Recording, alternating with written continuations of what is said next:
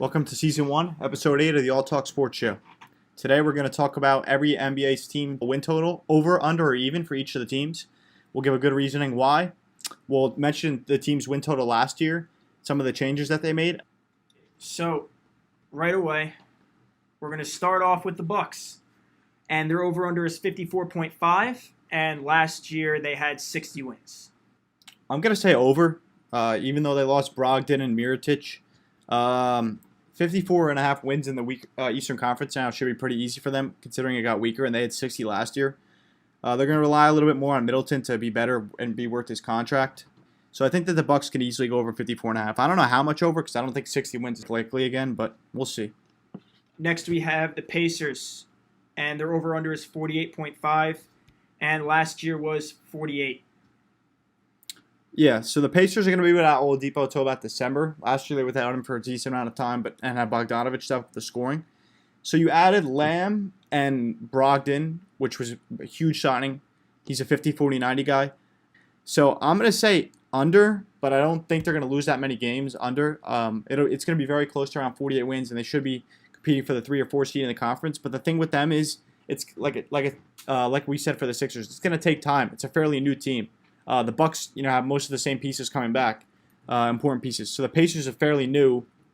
So I'm not sure who's going to pick up the scoring, to be honest with you. I think Brogdon can, but I think Jeremy Lamb, TJ Warren could score. They have a lot of balanced scoring in their lineup. So I think around 48, 47 wins is okay, but I'm going to say a little bit under. But, they could still be in the 3 or 4 seed with those kind of numbers. Yeah, I put under as well. I think They did sign a bunch of big players, like Frank said, but I think ultimately Oladipo out to December is going to kind of take a little bit of a toll on that team. And then when he comes back, he's your best player, so it's going to take time for him to mesh with everyone again. So by the time that happens, it'll be February already. Okay, next we're going to move on to the Nets. They won 42 games last season, and their over-under this year is a 45.5. The Nets, I'm going to say even. They won 42 games last year, but you got Kyrie. You lost like Hollis Jefferson, no really big deal. But I think Kyrie's going to help this team a little bit. D'Lo was a good leader for them, but 45.5 is definitely achievable. And guys like Jarrett Allen are going to take a step up. So if the younger guys develop, LeVert's going to be back for a full season. So it's only really like 3 or 4 more wins with Kyrie, and I don't think they could do that because he's probably a top 10 player in our league. I have them even as well, but I could see them going a little bit lower than 45, probably somewhere between 40 and 45. Obviously, when Durant comes back, that number is going to fly up, but just with Kyrie there, it's going to keep them around the same as they were last season. On the Celtics, with him, they won 49 games, but the Celtics had a better all-around team. So, depending on how everybody meshes together, I do think they could win. They're probably going to win over 40 games, but I'd say close to between 40 and 45, but probably a little bit closer to 45. Clippers, 48 games last season, 55.5 this season. I'm going to say right around 55, maybe a tiny bit over, but not by much. I'm going to say over. You added 2 of the best 5-7 players in the NBA, so although Kawhi's going to have load management, he might only play around 60, 65 games. Paul George could definitely carry the load with the amount of good role players that they have on this team. Bringing back Beverly, Harrell, Lou Williams, Shamet. You have so many good basketball players here. So, I would say definitely they could be around. It's set at 55.5, which is kind of high, but I could see them winning around 58 games, honestly. Lakers, 37 wins last season. Over-under is 51.5 this season. And another one, firmly believe it's going to be over 51 wins. Yeah, they might watch LeBron and Anthony Davis's load management, but they added some good veterans. I think, Boogie adding another scoring option, but I think 51.5, I could think they could be around 53, 54.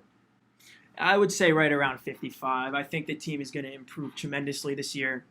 Now that they added Anthony Davis, obviously LeBron sat out last season. There's no telling what the team would have done if he was there for the full season, how many games they would have won.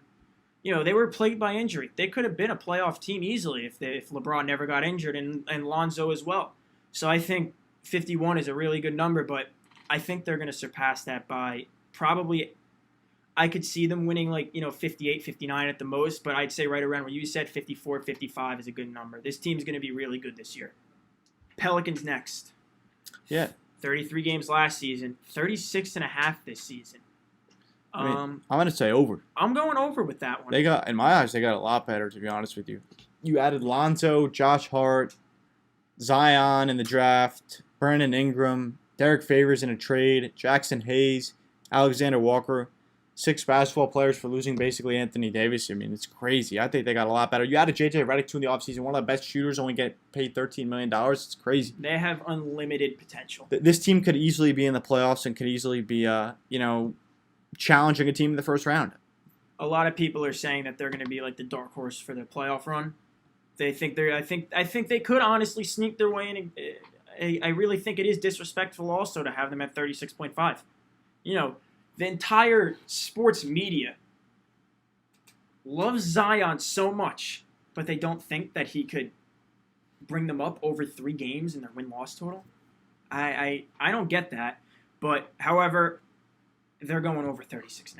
I'd say to stretch high 40s, I'm talking like 47, but like probably right around where they're going to say is like 42, 43. So that's it. Season 1, Episode 8. Thanks for watching, guys. We'll be back on Friday. Ciao.